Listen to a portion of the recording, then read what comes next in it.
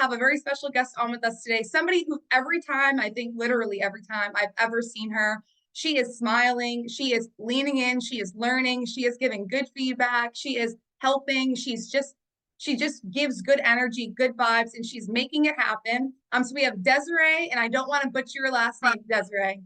Blas. Loss, you got it. Yes, nice. So we got Desiree Blas on with us today, out of Arizona. Desiree, how are you doing? I'm doing great. I'm actually in Washington State, so on the West Oh, Coast. okay. Yeah, no, you're all West good. Coast. I'm like, I'm like East Coast. All right. So you're like, I Yeah. get it. All right. So out in Washington, but again, I see Desiree at every event, right? I saw you at convention. I saw you in Vegas. Like, I feel like I've seen you at every event that, is important. So guys, if you're thinking about like, hey, let's not go to convention. Let's hear a little bit about Desiree's story. So first of all, Desiree, thank you so much for being willing to be on with us today. Super excited to have you and just, it's a pleasure. But just to hit it off, tell us a little bit about yourself, what you were doing before you got into the industry, and kind of what got you into the industry.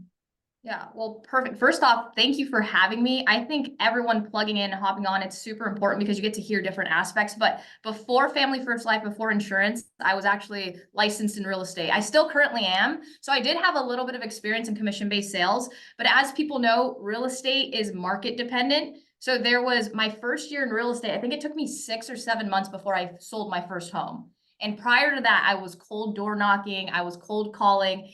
It was actually really treacherous, and I didn't really know. I had zero experience in sales. So what brought me here is I did decent in real estate. I would sell like 5 homes in 1 month. And then the rest of the year I didn't make any money. And I was like, okay, this is not really going to help me get out of my parents' house. Like, I need something sustainable. And so when I saw, to lead into that question, how I found FFL is that somebody posted on social media, somebody I knew from high school. And I was at a down point of my, I guess, in my financial like stability, at least with real estate. And I was like, what is this? This looks pretty cool. And I just slid up and I said, what's this? And then we hopped on a Zoom call and I said, yo, this sounds easier than real estate. I need to have at it. And that's kind of what led me to here. But I do think when you are in commission-based sales in general, you want to make sure you're somewhere where it's a recession proof. And that's why I love life insurance. Everyone's always going to need life insurance because we're all going to die. And every time if I'm interviewing someone, if I'm talking to somebody, I'm like, hey, if you're going to be in commission-based sales is the highest occupation paid in America because there's no cap, right? There's no ceiling. But if you want to be in the best commission-based sales position, you want to make sure you are in a recession-proof industry, which is life insurance. Everyone's going to need it because we're all going to die. And then also, like, if you're thinking about solar or pest control, not many people need all those services. Even in real estate, people could go their whole lifetime not even being able to afford buying a house, but someone can afford a $50, $60, $100 premium. And like I said, you're always going to have work. So even if you are doing something else on the side, having your life insurance license in your back pocket will always make sure that you can print money. That was like a long-winded answer, but that's like literally my story. Yeah, I was suffering in another commission-based sales industry and I found this opportunity and it's a gold mine. I love that. And Desiree, I love how you weren't like, and real estate's terrible. You were just like, hey, it wasn't necessarily, I didn't feel like it was going to work out long term, right? Like, I wanted something that was recession proof. So when I saw this, it was explained to me, it made sense, and you were in. Yeah, So I was in. Yeah. love it. Love it. And I And wanted to piggyback off that really quick because yeah. I sleep on this so much, but when I go back and I'm like, how did I find Family First Life? All somebody did was repost another video. So if you guys are wanting to recruit a big team, just post something on social media because everyone's watching. Like I asked the person who hired me, I literally asked him, I said, hey man, how much did you really make off me passively since I started? And he made like, I don't know, close to 6 figures just from me being in this industry, just from showing me the opportunity. But he didn't even like get a recruiting ad. He just posted something on his story. I liked it and it wasn't even his material. He reposted. So all you guys have to do is just post on your social media. People are watching and there's people, it's a timing thing. You guys have probably heard this a lot, but it's literally timing. If I sold a bunch of like homes, I probably would have never slid up on his story. But it was during a time where I was like desperate for like, I need a career that's sustainable. This real estate thing's cool, but it's like one of those things where you have to build a pipeline. And I didn't really like that. I had to like, hey guys, I'm a real estate agent and be that weird like friend like at the gym, like, hey, if you want to sell your home, let me know. And it was just so awkward. And that's why I love leads. But yeah, post on your social media. People are watching. I'm telling you, a great investment and it's free. I love it. I love it. And that's so true. There's a lot of truth that like you just watched a video, you're like, hey, what's this? Right. Yeah, It's like, and you said it yourself, you're like, I wasn't necessarily in my best point in life. So it made logical sense to me at the time. Like I was like, hey, absolutely. I'm looking for something. Just like you said, Desiree, you probably wouldn't have been scrolling on Instagram if you were doing whatever work, so to say, because you would be working, right? So guys, Exactly. like just reshare people's stuff. It doesn't matter if you didn't make it. It doesn't matter if, you never heard, this is the first time you're hearing from Desiree and you see a content video, like reshare her video because you never know who it's going to resonate with too. So Right. just like Desiree said, it's free. Let's all make sure we're utilizing social media to the maximum. So I love that. Thank you for pointing that out, Desiree. Absolutely. Now you consistently help, 30 families or so a month. Talk to us a little bit about leads, schedule, disciplines that you've learned since you got started. And kind of piggybacking off of that, do you plug in with your team? Oh man, yeah. So that is super important. I'm going to tell you, when I first started in this industry, I didn't really have like a lead formula. I just knew you just call people and you go see them. And so in the beginning, I actually struggled a lot because I never bought enough leads. And to even follow off that, I didn't even work that much, to be honest. My first year I was still in real estate and I was like, man, I don't want to leave real estate. I was kind of 1 foot in, 1 foot out. And if you go to events, guys, they talk about having your back against the wall, not having a plan B. So my first year, I was really like part-time, but I still worked really, really hard. And I didn't even have the structure that I have today. So the biggest thing is all you need are enough leads, but followed by enough leads is enough activity and then constantly training. And it's just that cycle of life. You have to have enough leads, enough activity, enough training. If you buy a crap ton of leads, but you're not working, it does not matter. It does not matter how many leads are the most magical lead. If you're not working, you're not going to make those sales. And then also just coming to these trainings every day, I learn something new. I've been here almost like, I think 2.5 years, and I go to every event, like you said, and there's no other reason why I would even meet you. Cause I like to introduce myself. I like to ask people questions. And it's just like, I'm just soaking in so much because this industry is just full of, like I said, it's a gold mine. But just to piggyback off of what I do right now, I do aged mortgage. And I spend anywhere from like 1,000 to 1,500 in leads. And then I'm just making sure I have enough appointments. Now, in the beginning, I was dialing myself. Right now, I have a dialer. And then on top of that, we're blasting text messages. So you're doing everything you can. And all you really need is to make sure you have enough appointments, because enough appointments will lead you to enough presentations. Enough presentations will lead you to enough sales. So when I first started, I didn't really know that. And I was in the beginning, obviously I did final expense in home. And I remember dialing the phone and I would book only 3 appointments for like the next day. And I'm like, yeah, I'm going to sell 3 policies. And then I would go to those 3 appointments and it'd be no-showed. And I would thought this industry didn't work. And that was my first couple months in the business. I was like, I don't even know if I could do this. I almost quit 50 times. And I say this over and over, but it wasn't until my first event that really opened my eyes to what's possible in this industry. So that's why getting to any event, guys, is invaluable for your business. Like you need to get there as soon as possible. Cause before that, I just thought like, oh, I just go sit with people and like, no one's even showing up. This doesn't even work. I always thought this didn't work, but I didn't work. That was the only big thing. So just to piggyback off of it, just make sure you have enough leads and you're working enough and you're also getting trained, right? Because if you're a brand new agent and you're buying leads and you're working enough and you're not getting that coaching and that feedback, you're going to be beating your head against the wall. I mean, you could eventually figure it out, but I mean, you might as well just get that one-on-one like coaching from Christina or obviously yourself, Marisa. So again, those 3 things, it's one of those 3 things. Where are you lacking? And like, what do you need to increase? Absolutely. And I love that you said like, hey, I was kind of that person. Like I booked 3 appointments. I was like, oh, I'm Yeah. gonna go make some sales, 3 sales tomorrow. I'm all set. Like the lead was a sale, right? And then you're like, Yeah. wait, this lead to sale thing isn't really working. Like I think I might have it a little messed up, right?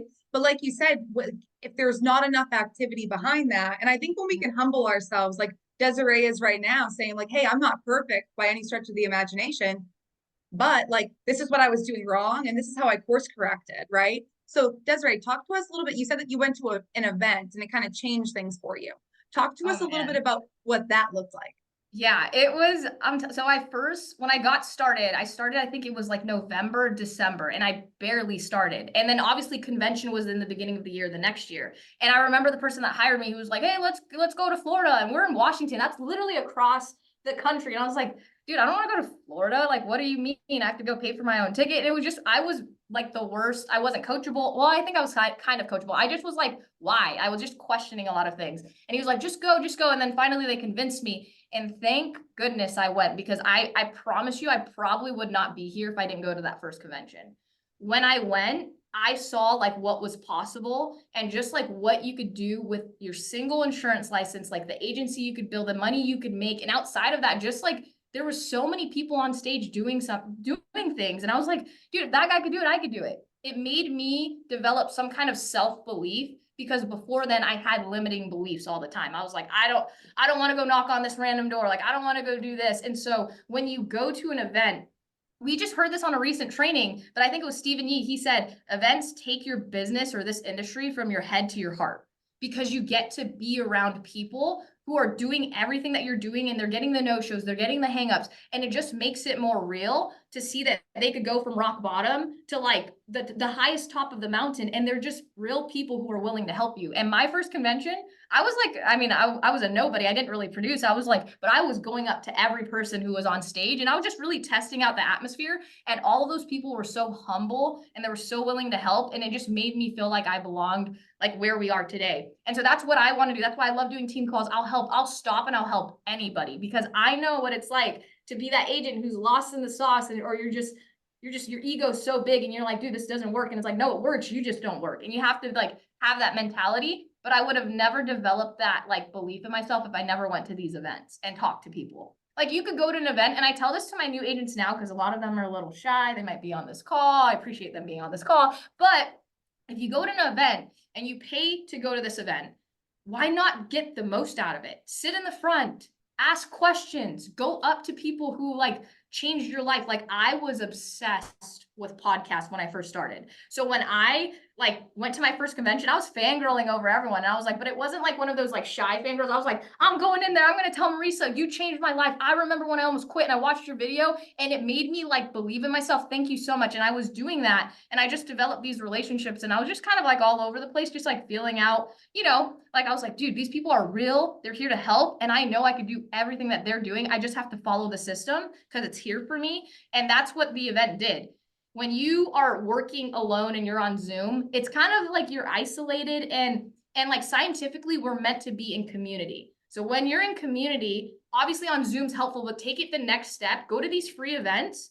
I'm telling you, it's going to transform your entire business, and also your like mindset and your internal belief in yourself, because you get to meet these people. And just like I said, if you guys are getting hung up on, if you're in a community of other people getting hung up on, it's like, it makes it better. It makes it a lot better. You're like, dang, that happened to Christina. She got hung up on 5 times, but then she sold this $500 policy. Dude, I could do that.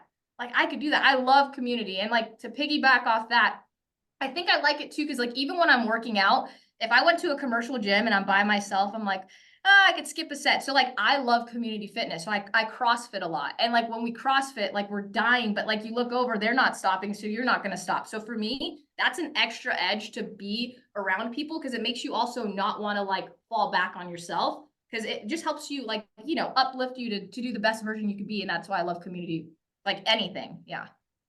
Absolutely. And that's so important what she just hit on. Like, it's not about just getting to the event, it's about being present at the event, right? Like, Desiree, I'm sure you have seen an agent that's like complaining about, like, I have to pay for my ticket to get there and my hotel. And then it's the second day, and they show up at 2 o'clock, and you're like, like question mark, like, It doesn't so like, max up. Yeah. Like, yeah, like why did you come, and I love how you're also saying like, hey, like, I don't just go there, I go there and I go up to people, I introduce myself, I say, hey, I'm Desiree, I saw your podcast, it really helped me out, thank you for that. Hey, I'm Desiree, I have a question, you got a second? And being able to see that community, and that, hey, people are there and they do want to help you, and actually seeing it and actually feeling it is completely different than, like you said, being on Zoom. Because if we're all being honest, we could be on Zoom saying A, B, C, D, and then in person we're doing E, F, G, right?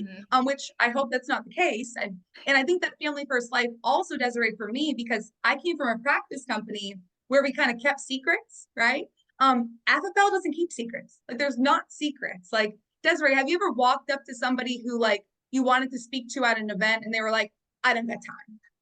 No, Like, never, never, ever. right? Yeah. Like, it's almost like that's not the company's etiquette, right? Like we don't operate that way. We operate to help each other. So I love that. And I love how you made it a point to say, don't just go to the event, show up, be on time, take advantage of everything it has to offer because it's only going to be a compounding effect from there if you allow it to be. So awesome. I love Exactly. that. And when you're presenting, so obviously you're building and you're writing at the same time, which I think everybody is capable of, by the way, guys. Like you don't have to do one or the other, like both at the same time is definitely the best blend, on which I love to see.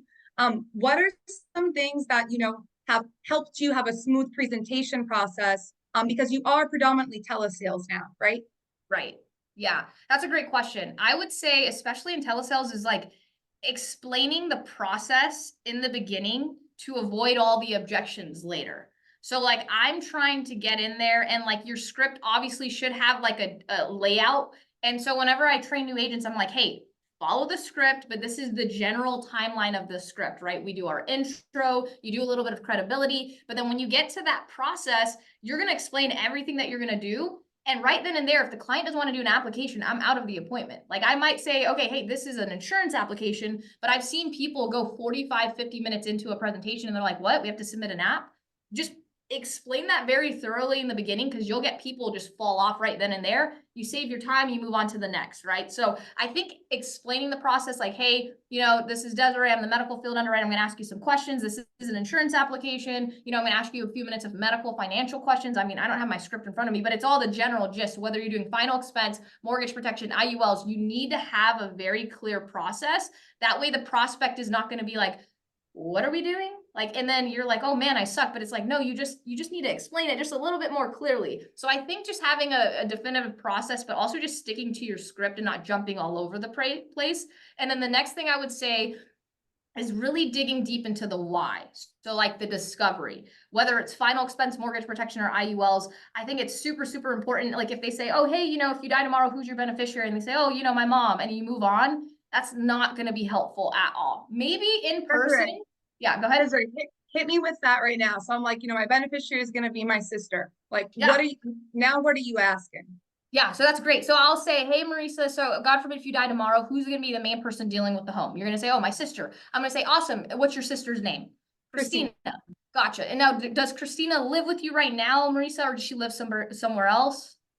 No, she doesn't live with me. She doesn't. Okay. Is she local to you or lives in a different state? She's local. She's about 30 minutes away. Gotcha. Does she own a home of her own, or do you have any idea if she's going to move here or sell your property? What do you think she would do? Yeah, she'll probably sell it. Sell it? Okay. So does she have a family of her own too? Yeah, she has a home of her own. Okay, gotcha. So the biggest thing, what we're going to look at, Marissa, today is we're just going to make sure that if you die tomorrow, your sister's not going to pay anything out of pocket in the transition of dealing with your funeral, getting your belongings out of the house, but also putting your home on the market. Because we know nowadays homes aren't selling like hotcakes. So it is going to take some time. And I'm assuming you just don't want Christina paying anything out of pocket for that, right? Exactly. Okay, Exactly. let me see how we could help you today. Boom. Just asking more Love it. elaborative questions. Yeah. And Yep. I see that a lot with like agents. They'll be like, oh yeah, they said their grandma's gonna help them. I was like, okay, does their grandma live with them? Oh, I don't know. Okay, well, like what's the situation for the grandma? Does she own her own home? Like we just want to ask them questions. And sometimes agents get a little bit, they're like a little apprehensive because they're like, I don't want to pry. And I'm like, no, our job's to pry. Like we're the doctor, they're the patient, you're the one that's in charge. And if they think it's weird, like I don't even want to do an appointment with someone. If I ask you how much you make a month and you're like, why do you need to know that? There's no way they're going to give me the social or the banking. Like, let's stop right then and there. So you have to put that hat on. And a lot of times too, and it's not even the new agent's fault. They're just like transitioning into this identity that you're a financial professional. So that's why I tell people, I was like, hey, you're not a life insurance agent. You're a financial professional. We have the license to help them. And a lot of this really stems into the psychology that you're a financial professional. Like you have to look in the mirror, believe that, because you have the answers to their questions, not the other way around. Like I get a little like pissed off a little bit when you get a client and they're like, well, tell me how much it's going to cost. Like, why do you have to ask me these questions? And I'm like, oh, I like little banter back and forth like that. But I'm like, hey, dude, this is what we're going to do today. I'm the licensed professional. And I've also told people sometimes, I'm like, hey, John, you're a plumber, right? Okay, cool. Well, I'm not going to tell you what pipes to use under my house, right? So let me just do my job, and this is what it's going to look like. And just challenge them. I know it sounds a little daunting, but if you know they're going to hang up, you might as well just strike out, like just swing hard. Like I'm like going for it. I'm like, hey, I'm going to challenge this guy to the best of my ability because I know he might hang up. And like I've pissed people off, and I'm like, well, at least I tried. You know, I challenge them in a respectful manner. But at the end of the day, you have to ask those right questions. And we just heard it on the SRS call today with Josh Lockhart. He said, if you ask lazy questions, you're going to get lazy answers. So when you are depicting what's going to happen if you die tomorrow, whether it's mortgage protection, final expense, like who's going to pay for that? What is it going to look like? How long do you think they're going to need to sell the home? You think like and if they say, oh, you know, Desiree, I don't know. Well, I'm going to say, hey, on average, we're seeing people need 6 months to 2 years. So let's look at what we could do in between. So even if you get clients who say, oh, like, I'm not sure, give them a professional suggestion, just like a suggestion, right? Because you could go back and forth and they're like, I don't know. You're like, hey, well, John, we see people on average need 6 months to 2 years to get everything out. And I don't know how long your family's going to take. They're going to have to fly over from a different state, come here, take time off work. They have a family of their own. You probably just don't want to burden them, right? Right. Boom. You get a 2, 3, 4 yeses in the why or the discovery. Then I feel pretty solid to move on. But if someone's not like if they're withholding information, I'll just stop the presentation right then and there, and I might ask them a hard question and not waste my time. Right. And I love that because you're saying like at the beginning, basically like you're making sure they understand the process. Oftentimes, I love how you said like new agents think they're doing something wrong, but they're just simply not explaining the process in a way that it's being delivered, so to say, to the you know, client. Yeah. And also digging deep on the why. Like you might be on this call right now, and if you think that those questions are hard questions, here's what I'm going to say is if you don't ask those questions, don't expect to help people. Because guys, our job is to ask hard questions. Our job is not supposed to be rainbows and butterflies, and we don't talk about what's going to happen on someone's best day. We talk about what's going to happen on somebody's worst day. We have to truly like remember that. And just like Desiree is saying, when you view yourself as a financial professional versus the person sitting at home in their bedroom on Zoom, right? Like it's a completely different hat you put on. And if you can affirm that to yourself, you're going to start believing it. Also, when you're on the phone with your clients, you mentioned essentially, it sounds like you say you sound busy, you're important, and you're in control. Like those 3 things are so important. All of our clients want to work with someone who's busy, right? Someone who's busy because that means that they're probably well respected in their industry. Important, meaning like their time is important. They're not like, oh, can you hold on the phone for 15 minutes? 1 second. Can you call me later? Right? It's like, no, we're going to do this right now. Like we had an appointment. Like we're going to do it right now, right? Like get the pen and paper or don't, right? So I love that. And then just like, you know, teaching folks to stay in their lane, so to say. I love how you said, like, you know, sometimes you'll be like, you'll use someone's profession, like, hey, you know, Desiree, you're a plumber, right? Like, you know, I'm not going to tell you how to fix pipes because like, that's not what I do, right? Like, but I am going to tell you, like, if there's a problem, this is going to be the solution. So I love that. You know, stay busy, stay important, and stay in control. Remember, you are a financial professional. Keep that hat on and keep that mode on, and it's a forward mindset. So I and love I'll say that. one more thing on that too. So like I did not come out the gate sounding like this. I've probably been hung up on a lot, had a lot of no sales, had a lot of like think about it, and it made me so, I guess, fired up to just want to get better. But if you guys are like new agents or you're struggling or you're like striking out all the time, just use that leverage to get better. So like I'll talk to a new agent, they're like, yeah, I read the script, like and then they're like, I just need to continue to read the script because I don't feel ready. I was like, the best way to get ready is just get on the phone with the client. Literally, because then you're gonna start to, you're like, oh man, I'm really like sales is a dance, right? It's not like one of those things that it's like, I'm gonna push. It's like, okay, I'm gonna ask that question. How did they sound? And when you're in home, you could really read that body language. But when you're in telesales, you have to like hear the client, like listen to them, don't speak at them. And that comes with practice and time. So just keep putting your reps in, guys. But remember, don't put in your reps and not go to Marisa or Christina to ask them for advice. Like if you're on Zoom, you're plugged in and you're unmuted, they will naturally want to help you. Like I tell this to my agents too, or any agent, if you're putting it, like I'm seeing you're putting in the effort, you're showing up, you're like on the calls, your camera's on. I will do anything to help you. I'll pay for your freaking flight over to Florida, right? I will plug in with whoever's plugged in. I'm going to invest in you. I just have to see that effort. And I promise if you guys do that and you go reach up to your mentor, they are more than willing to sit down and help you. If you said, hey, Marisa, I struggle with the why. Like, I don't know what questions to ask. Hey, let's just have a quick why workshop. Let's go back and forth. Let me see what you got. And then boom, that's how you learn. You go back to the drawing board, you put in the reps, you go back to the drawing board. But people tend to quit after they've been rejected so often. But I love sales because I really think like I guess your definition of rejection or how you handle rejection truly defines your success in life, not just sales. Like if you could get hit over and over, you get back up, and you learn from getting back up. I really think you could be successful in any industry, not even just insurance. It's just like, okay, you could handle no, let's go. What else you got, right? So Absolutely. And that's huge. You got to be able to handle no and that adversity. It's like when adversity strikes, I try to look at it like it's a positive thing because it's helping me grow in the right direction, not just in this business, but in life. And it all reflects, it's all full circle. So thanks for adding exactly. that in. Yeah. Now you've recently hit your logo. So congratulations. Thank you so much. Oh That's man, huge. that was super exciting. I'm very proud of the team. Everyone contributed. Yeah.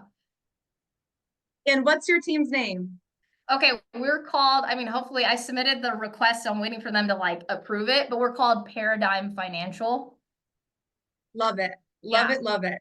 Well, congratulations to you Thank and you your so team. much.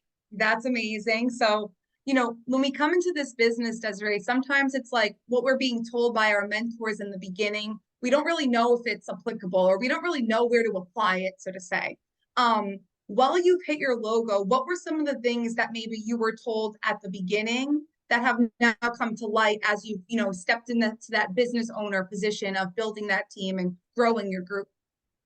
Yeah. In the beginning, I'm not gonna lie, guys, I was like, I'm not hiring people. Like, I just was strictly in the beginning, I was like, I'm part-time. I'm just gonna sell some insurance when I can't sell a home. That was like, I was just so tunnel vision on that. And then I kept going to events and I kept hopping on training calls. And I'm like, I am doing this industry or like everyone a disservice if I do not share this opportunity. And I just kept hearing people say, like, you're selfish, you're selfish, you're selfish if you don't share. And I'm like, that's actually so right. Like, because what if I hire someone and they like beat me and like we both win at the end of the day? And like, I can't be selfish to not share that opportunity. So when I would hear this a lot in the beginning, they were like, oh, when you hire someone now, it's like you have more responsibility because you have to help that person. And I was like, okay, that makes sense. But then it wasn't until I actually hired people and I was like, oh my gosh, I have to show up like more. I got to show up better for all these people. I have to help them to the best of my ability. And I actually truly fell in love with that because I love helping people. And so like when you're able to like do whatever you can to help somebody else, whether it's clients or agents, it's really truly fulfilling. So in the beginning, I was like, put off about it. But now I'm like, let's go. I want to just help anyone that I can. And so if we have that platform, I just want to show up every day to help people and like to help my agents or to help your agents or whatever it is. And I think it's like truly fulfilling. This job pays well, but if you're like passionate about helping people, this is sincerely the best industry because when they sell, they make money for their families. You get a little override and that's wonderful. But like at the end of the day, they're selling and they're making substantial money for them and their family, and you can help them reach their goals. And it's just the best platform for that. So like, again, you have that responsibility to help all your other agents. And that's like, it's a great feeling. Absolutely. It's just another way almost that you're helping people, just like we do day to day. I remember Desiree, I'm like, I can only help so many people with their life insurance, but if I help other people with getting into life insurance, we all together can help a whole lot more people, right? So that goes Right. back to the selfish thing. And it seems like you're definitely not a selfish person, which I love. And it also seems like you're very willing to not only plug in with your team, but also just give back like in general. So I think that shines through and just shows like the type of leadership that you are providing to your group, which seems amazing. And one other thing that Desiree hit on, guys, is, she talked about if you're struggling, whether you've been here for 3 years, you're brand new, guys, get onto the virtual office. Like that's what it's there for. Like we're on there to help you. We're not on there because we want to be like, oh, like, and that was awful. That was so bad. If I'm going to tell you it was awful, I might tell you it was awful, but I'm going to tell you how to fix it. And then we're going to work through it. Or, hey, you got this all day long. Let's go into a breakout room and let's figure out why we're getting this and how help you stop getting it, right? But if you don't get on, you don't plug into the team and you decide you're going to be, you know, on an island by yourself, nobody can do that for you. You have to show up for you, right? So, but Desiree, I love how you also talked about, hey, it's like this responsibility. And does it help you show up as a better version of yourself every day? Oh my gosh, yes, absolutely. Even today, I was like, oh my gosh, I'm gonna be on a team call. I'm gonna talk to people I have to be like at my best. I got up early. I was like, let me prepare for this meeting. It just helps you like stay intentional on being the best version of yourself. So like one of my like core values is growth, right? So I'm like, okay, I want to always grow to be the best version of myself. What can I do today? And I'm not perfect, guys. Like there are days where I'm like, man, I just want to stay in bed. But I'm like, no, I have a team to show up for. I gotta give it my all. And it sounds really corny, but like if you start telling yourself that you're here to help other people and not just yourself, not for your own ill intent, like I'm telling you, like the universe will reward you naturally because you're just giving and giving and giving. And I think that's just, if you wake up and you're not thinking about yourself, but you think about others, you're always going to do the right thing. Like if your intention is to truly help serve clients, serve people, you're always going to do the right thing. So a lot of times too, and that's why mindset is so important in this industry. And if you guys have been here already for a long time, that's literally 90% of this industry's mindset, or 95, honestly. Because like we don't do anything hard. We just pick up the phone and we just dial and we talk to people. We're not pumping septic tanks or like putting on a new roof or doing anything physical or laborious. It's like it's all just mindset. You have a laptop, you have a phone, like just get good at talking to people and you're going to get better at talking to people after doing 10 presentations, 100 presentations. So let's focus on the activity, not the result. And I'll give you a little story too. So we just had a lock-in after the Vegas conference. And when I was talking to agents and like there were agents, brand new agents who weren't able to sell a policy. And then I was talking to one of them who was wanting to cry. Obviously, they're new to sales. And I was just like, hey, well, I know you didn't make a sale, but what did you do? Well, it's the most I've ever dialed in a day. I'm like, that's a win. So let's redefine what winning looks like for you. It's not just the sale. It's what are you doing that you didn't do yesterday? Like this is the biggest threshold you've ever hit. Like hold on to that win. And those like changing your that's why at my agency is called Paradigm. But it's like if you change your paradigm, that a win's different now. But if you're constantly like, I suck, I didn't make a sale, it's not about just the sale, guys. Yes, that's going to make you money, but it's like, how did you show up today versus yesterday? Like, what did you do differently? Right. So then let's focus on your income producing activities and increase that, not just like the sales are going to come naturally. You're not going to just sell on your first day. Like, I mean, you might, there's some lucky people who do that, but like, I wouldn't look at that. Just put in the work and what you can control and redefine what your result is, but constantly go back to the drawing board, track your stuff and go back. In the beginning, I didn't track anything. And that was like, I don't even know what I did. What was that one saying? It's like run fast, break shit. That was me. I was like, I'm just going to learn and I don't even know what I'm doing. I didn't know how much I spent on leads. I didn't know how many dials I did a day. I just was like, I'm just going to keep working. And it took me a long time and maybe a lot of money to like finally have it click. But when you are new, like you're a business owner now. So like completely change your mindset. You're not just a independent contractor or like an insurance agent. You own your own business. So if you own your own business, you have to get good at tracking what the heck you're doing with your time because you're not getting paid salary or hourly. It's like, hey, what are those income producing activities I could do right away that's going to lead me towards making money? That's what I tell people. You're a business owner. Like that means if you own a grocery store, you're going to track how much you're spending on groceries. So it's the same thing here. Let's track what is our inventory, leads. No one's going to be buying old groceries at the grocery store. So like your lead squeezing, you might sell something, but it's like, let's get fresh leads every single day or not every day, but every week. I mean, if you want to do it every day, that's great. But like every week, what are you doing to increase your inventory? And then anyways, I was going on a tangent, but I get like really fired up. I'm like, you guys are business owners. Like we have to track everything because what isn't tracked can't be measured and what isn't measured can't be improved. But like, you're no longer clocking into corporate America. You're the only one clocking in. Like you have to hold yourself accountable. So like tracking your activity really matters. And then going back to your mentor and saying, hey, this is what I did. Okay, cool. You did 100 dials and that was the best you did. Let's do 150. Let's kind of increase it a little bit and let's see what we could do. But essentially, I forgot where I was going with that, but yeah.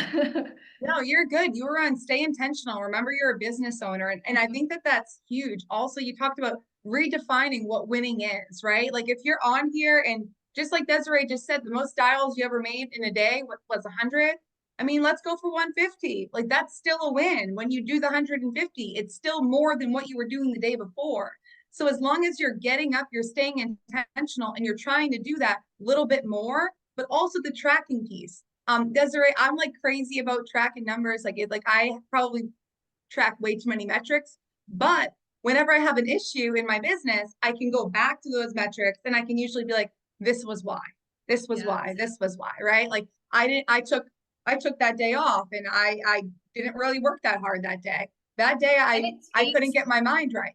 yeah, it takes the emotion out of it. Like when you're Exactly. brand new, you think you suck, but it's like you didn't even dial. You don't suck. You just didn't work. It just helps take the emotion out of everything when you're just looking at numbers. Okay, I didn't do this and I didn't do that. But if you're like constantly just like going and you're not making sales and you're like, I just suck. And I'm like, no, you don't. Let's just backtrack and see what we're, oh, you didn't buy enough leads. That's it, man. Let's get back at it. And that's it. So it helps you stay out of the emotion and just focus on your numbers and your metrics as a business owner. Absolutely. And I love that. I love how you brought that up and just like what you don't track, you can't measure. And like let's like the best thing we can do in this business is stay out of our emotions, right? Yeah. Like it's like money is not made in the insurance industry when you're in your emotions heavy. So or And I'll say very one more thing on this, like not being like solo by yourself and why plugging in so important and why checking in with your mentor who's been here longer than you, who has more success than you do at this point. But like a little neuroscience, right? We have 60,000 thoughts a day, right? We all do on average, 60,000 thoughts a day. 95% of those thoughts are the same of yesterday. Okay, so that's why a lot of people are stuck in this like toxic cycle of whatever it is, or they're just doing the same things over and over because 95% of your thoughts from yesterday are the same today. But naturally, as human beings, we're wired to be negative. And so 80% of those thoughts are negative. So if you know you intentionally need to change or you want to like you want to grow a big business, you want to do something different, you have a goal you have to set. You have to really, really, really, really work hard. But if you're by yourself, you're just going to be in that toxic cycle of just uncertainty, negativity, thinking you're not good enough, limiting beliefs. But you need to get yourself somewhere else so you could break that habit. And it's going to take a lot of work. But just remember, like the neuroscience is what it is. 60,000 thoughts, 95% are the same as yesterday. And we're just naturally wired to be negative. So what do we have to do? Listen to positive people, eliminate negative people from our life, watch a bunch of podcasts, like all of the things that I just reiterated to you guys. I just like listen to podcasts all day. I mean, well, not all day. I'm working most of the day, but like in my downtime, driving, brushing my teeth, I'm listening to something. I'm like, oh man, that's really good. Wow. But if I was just by myself or around negative people, I would not be here. Like you have to intentionally try, okay, what am I going to do to be more positive? What am I going to do to work on my mindset? What am I going to do to make sure I can hit my KPIs? Like, what am I going to do? And so you have to make sure you're intentional about it, or you'll be stuck in that 95% that you just had yesterday, last year, last month. Yep. And eventually that's going to turn into be stuck into the 99% of people that, don't make it like flat like that.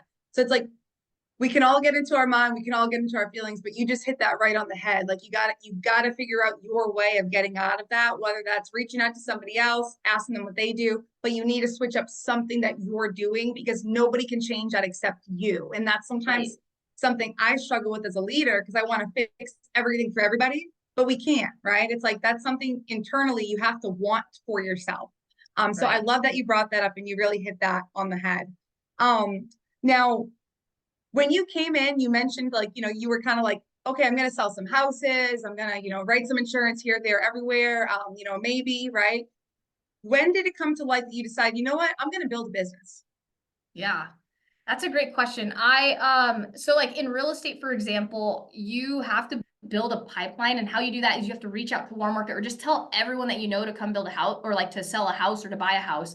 But it's like the transaction in real estate, it's like 30 to 45 days for a home to close, then you get paid. Like it just made more sense to be like a duplicatable business and to also get people paid fast here. Like in real estate, like 80% of first year agents quit because it's hard. You have to go find a client, then you have to convince them to allow them to sell your house, and then it's going to take however long to sell, and then a lot of the deal could fall through and you didn't even get paid after 80 days. Wait, you don't really know. But then here, it's a platform that like doesn't require skill. It's a lead-based business, which means I could just buy a crap ton of leads and just get the low-hanging fruit in the beginning to be profitable, and you can make commissions fast every single day. So it just made more sense to one, like create a business. And in the beginning too, I was like, okay, I don't really want to sell insurance the rest of my life. It sounds great, but like, I mean, I want to retire at some point. And like in real estate, I didn't have like an exit strategy.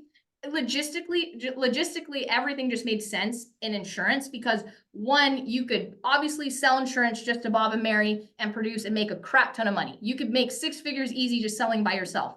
But at the end of the day, if you want to build like create wealth or passive income, building an agency just makes the most sense. It really does. And what's cool is that we could all build an agency.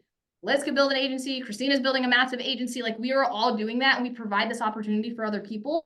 So it was just like a level playing field for everybody else to win with you. And there's so much room at the top that there's no like, because like I'll give you an example in real estate. Like when someone else sold a home, I'm like, you get a little competitive. You're like, what the heck are you doing? Like what? But here it's like, hey, this is what I'm doing. We have enough room at the top. Like, come on, let's, we could get everybody there. So at the end of the day, if you want to be, rich, you could sell insurance by yourself. But if you don't want to sell insurance till you're like 80, you've got to build a business because then you'll build passive income. But not only that, it comes with so many other benefits. Like I said, you're helping people like have careers and feed their families. And then you're also just developing a better mindset. You're just helping everyone at the end of the day. So that was like my long-winded answer of why, but exit strategy basically, and just providing opportunity for other people. I love that. When I came in, I felt the same exact way. Like I love selling life insurance. I love helping families, but I know when I'm 80 years old, I don't want to still be having to do that. Yeah. With that being said, that's kind of how agency came about. And same thing, just like you're saying, what was so attractive about it was it's duplicatable. It doesn't take this crazy skill. It just takes the willingness to want to learn something. And you're helping people. And essentially, if you can keep your mindset straight, like you're good. And hey, do I have a good mindset day every day? Like I would be lying, but you got to act your way into feeling at times, guys. Not every day is going to be a walk in the park in a rainbow, but it's always going to be the day. So you get to decide what that looks like. And I know for me, Desiree, and probably for you as well, knowing your team's there, knowing your team's watching you, you're more likely to get into a mode when you wake up in the morning of like, I'm Right. not going to be negative. Like I'm No, not you allowed to can't. be. Yeah. Yeah, I'm not allowed to be. Like I gave up that right when I decided I wanted to build an organization. So Absolutely. stay out of your emotions. So I love that. I love that. And then we kind of hit on this, but will you be at annual convention this year? Oh, If so, why? absolutely. Yeah, absolutely. You guys have to go. I'm telling you right now, it is like the biggest like investment that you'll like 10x, 100x, whatever it is, if you just go. And it's not even just like what you'll learn as far as like sales tips and everything. It's just like getting there, being around people, meeting amazing people like everyone here. I've met Heather. I don't know how many times I've met Heather at events.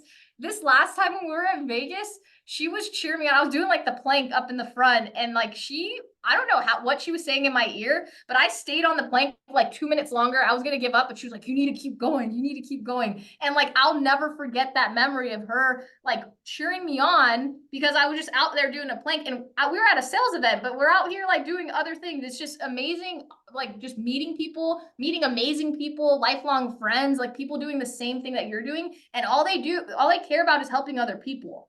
And so again, guys, go. You got to get there. Maurice is doing an incentive. Like, do whatever you can to get that incentive, and then invite as many people as you can there.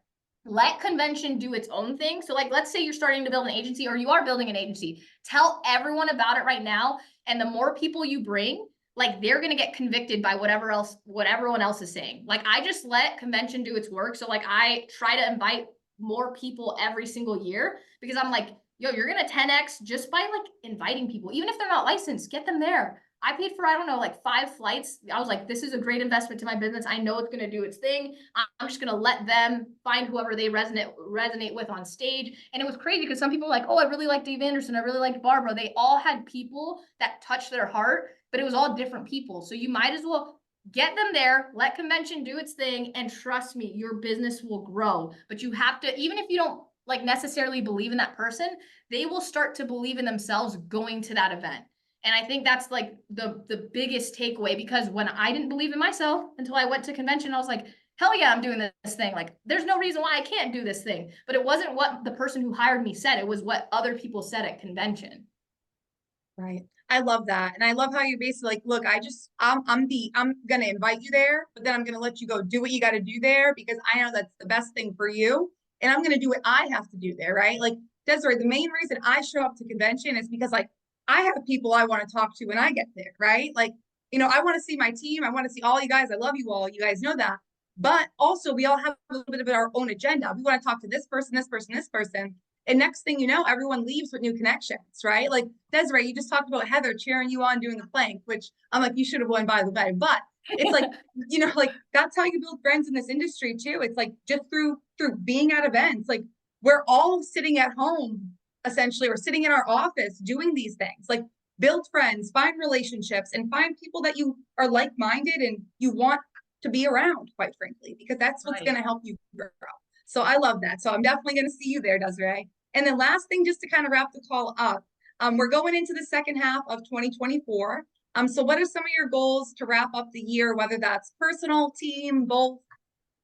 Yeah, I want to like double by the end of the year, and then I also want to like master IULs. So obviously we're on this big like, IULs are the big thing, and I'm like, okay, this is what happened to me when I was in home doing final expense. It took me forever to do mortgage virtual.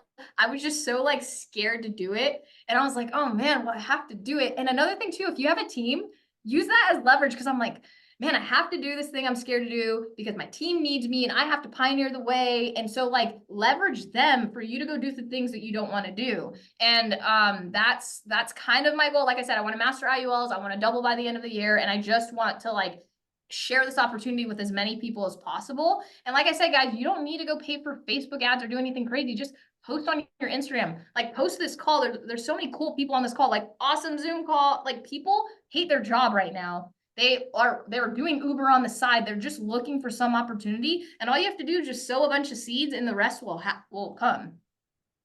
And I'll say one Absolutely. more thing too, because you and Christina are sisters, right? Or who's older? Who's younger? Christina's older. Okay.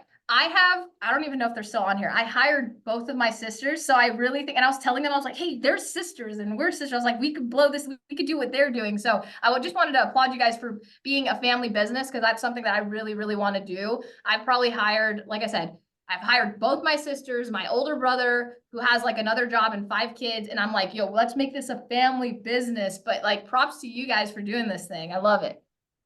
I love to hear that. I truly do. And just so you know, Desiree, bringing Christina in, it wasn't easy for me. So like I was with my practice company. So just so you know, like give your siblings a little bit of grace. I linked our bank accounts, I put my deposits into a linked bank account that we have had. Ooh, yeah. So just so she could see them, but it took her 2 years, Desiree, I two love years. that. And she's like, I don't think that this could be, fake. I'm like, yeah, I mean, I'm happy that you woke up, right? So it was worth the wait, Christina. I love you, but definitely, drip on your siblings. They'll definitely be there. And I love to hear that. And anything I can do to help out would be so happy to.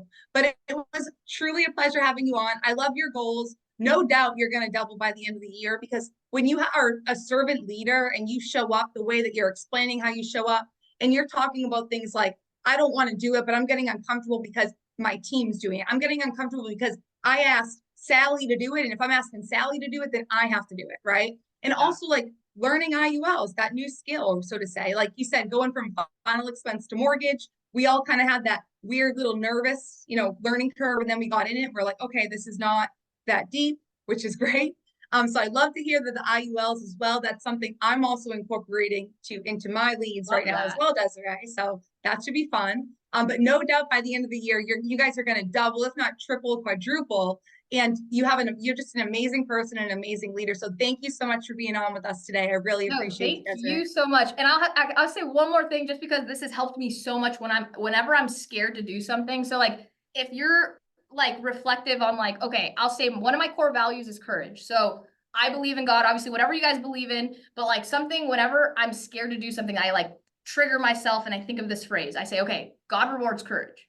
So then now it's making me run towards fear and obviously doing good things for people. That's the fear that I'm running towards, not like bad things. But every time I'm like, man, I'm scared to like hop on this team call. Man, I'm scared to like get into these IULs. I'm like, okay, God rewards courage. So if I know I'm doing this in good faith, he will reward me for doing this thing, but you'll never get rewarded if you're not doing uncomfortable things. So for me, that was like a mind hack because I used to be scared to do everything. I used to be super shy, and then it just led me to everything here. And so again, it's just one of those things I'm like, okay, if courage is one of my core values, that means I have to do things that I'm uncomfortable to do every single day, because then I'm going back on my core values. So that's why courage is like a very powerful word for me, because I know I have to run towards the things I don't want to do, or I wouldn't call myself courageous. So that's something that helped me so much, and it still helps me to this day. So I hope it helps any one of you guys. And I appreciate your time. I appreciate everyone's time on here, because time is a commodity we cannot get back. So thank you guys so much for being like listening to me talk. But thank you again for having me. And again, if you need me, you can find me on Instagram, you can text me, whatever you guys need. I'm always here. I appreciate you, Desiree. So God rewards courage. Whenever you're scared, I know I'm going to start using that.